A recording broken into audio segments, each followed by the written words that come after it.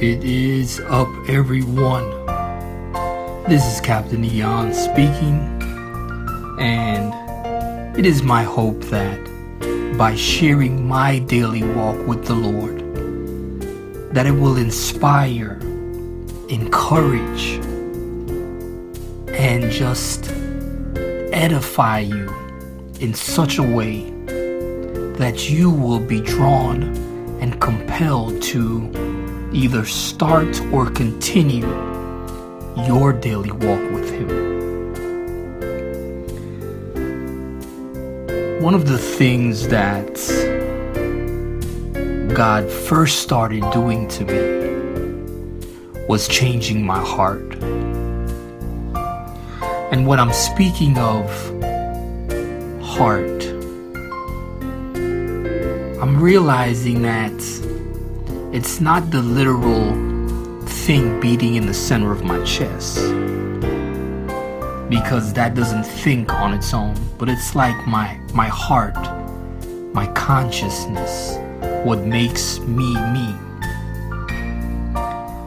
And the first thing He started doing was changing that, transforming me to the core. Things that once were enjoyable just didn't have the same flair anymore. My appetites changed, my rationale, my purpose for doing things changed. One of the biggest things was the fact that this sense of love, in the sense that I did not and do not want to see and experience hurt and have others experience the same torment and just the dregs of this life. It's not a very fun experience. And certainly if I don't enjoy it, I don't wish that on anybody else. And that happened very early. And because of that, those in the environment I was around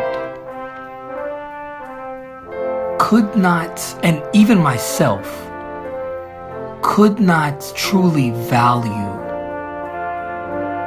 what God was doing. My actions and my outer living were being appraised by a fraudulent value system, that of the world. It's void of light, so it can't truly see the glory for what it is. You know, and I began to agree with the value system, the false value system, in a sense where I was feeling something was wrong with me. I was less than.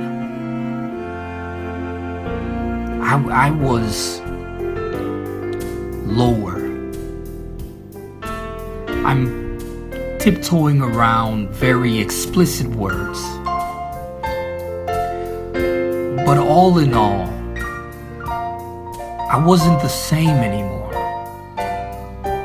And I wanted to be, but that was the conflict, because I had asked God to change my heart and He was answering that prayer.